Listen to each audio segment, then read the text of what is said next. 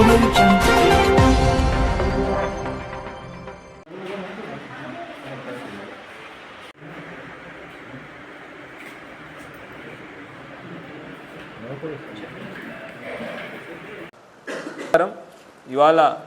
బాల్కొండ పోలీసులు ఒక గాంజా అమ్మే ఒక ముఠాని పట్టుకోవడం జరిగింది.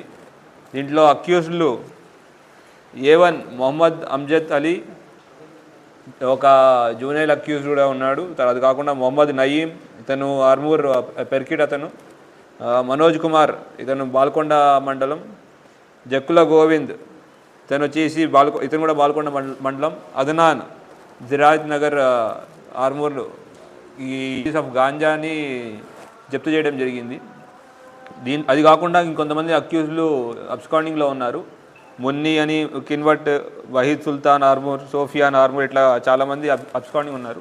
విషయం ఏమిటంటే ఇవాళ ఈ మాదక ద్రవ్యాలు అమ్ముతున్నారనే ఒక ఇన్ఫర్మేషన్ రావడంతో బాల్కొండ పోలీసులు ప్రభుత్వ జూనియర్ కళాశాల ప్రాంగణంలో ఇటు అమ్ముతున్నారని తెలిస్తే అక్కడికి వెళ్ళి రైడ్ చేయడం జరిగింది. అక్కడ అమ్జద్ అనే అతనితో పాటు నయీం, అదనాన్, మనోజ్, గోవింద్ మరియు ఒక జూనియర్ అంటే బాల నేరస్తుడు కూడా ఉండడం జరిగింది. వాళ్ళని అదుపులో తీసుకుని వాళ్ళు క్వశ్చన్ చేస్తే వాళ్ళ దగ్గర 1.2 kgs ఆఫ్ గాంజా అంటే ఇంటర్మీడియట్ క్వాంటిటీ 30,000 రూపాయలు వాళ్ళ దగ్గర దొరకడం జరిగింది. వాళ్ళని క్వశ్చన్ చేస్తే వాళ్ళు చెప్పిన విషయం ఏమిటంటే ఈ అమ్జద్ అనే వ్యక్తి ఇంతకుముందు కూడా పలు గాంజా కేసుల్లో ఇన్వాల్వ్ ఉన్నాడు. ఇంతకుముందు కూడా అతను వేల్పూరు, ఆర్మూర్, నిజామాబాద్ జిల్లాలో గాంజా కేసులో ఇన్వాల్వ్ అయ్యి జైలుకి వెళ్ళిన సిచ్యువేషన్ కూడా ఉంది. అతను వచ్చి ఒక 6 నెలల క్రితం నుంచి తన తమ్ముడు వాహిద్ సుల్తాన్, మరి ఆర్మూర్ చెందిన మోసిన్, సోఫియాన్, ఈ జూనైల్, నయీం, తర్వాత బాల్కొండ నుంచి కొంతమంది మనోజ్, గోవిందుల్ని ఇట్లాగా ఒక్కొక్క ఏరియాలో కొంతమంది ఏజెంట్ల ఏర్పాటు చేసుకున్నాడు.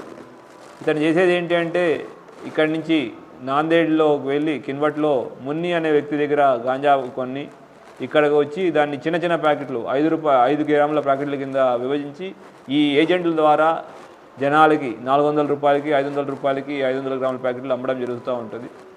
దీని ద్వారా అమ్మినందుకు ఏజెంట్లకు కూడా 100 రూపాయలు లాభం అన్నట్టు ఈ ఏజెంట్ల ఒక సిస్టమ్ ఏర్పాటు చేసుకుని మన యువతని టార్గెట్ చేస్తూ ఈ బానిసలు అయ్యేటట్టు ఇతను ప్లాన్ వేశాడు. దాంట్లో వీళ్ళు ఏజెంట్స్ అందరూ యాక్టివ్గా పార్టిసిపేట్ చేశారు.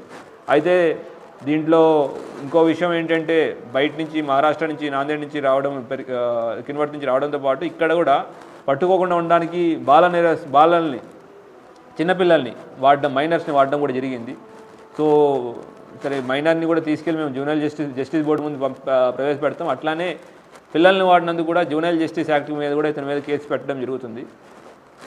మనం అబ్జర్వ్ చేసుకోవాల్సిన విషయం ఏంటంటే అందరికీ చిన్నపిల్లలు కూడా మైనర్లు చిన్నపిల్లలు కానీ ఎక్కడైనా తిరుగుతుంటే కూడా అనవసరంగా తిరుగుతున్నా కానీ లేదంటే వాళ్ళకి అనుకోకుండా వాళ్ళ స్తోమత మించి డబ్బులు వాళ్ళ దగ్గర ఉన్నా కూడా మనం అనుమానపడాల్సినట్టుగా మనకు క్లియర్ అర్థమవుతుంది దీన్ని బట్టి.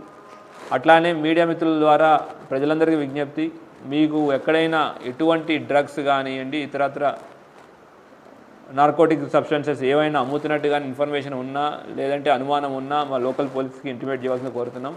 ఎందుకంటే ఇది ఒక మహమ్మారి, మొత్తం మన యువతని మన దేశాన్ని నాశనం చేస్తూ ఉంది. దాని గురించి తెలంగాణ పోలీస్, టీనా ఈగల్ అని, తర్వాత లోకల్ పోలీసులు, CCS, తర్వాత ఎక్సైజ్ పోలీసులు అందరూ దాని గురించి ఫైట్ చేస్తున్నారు. ఇటువంటి వారిని పట్టించి ఇవ్వడం వల్ల మీరు గొప్ప సహాయం చేసిన వాళ్ళు అవుతారు.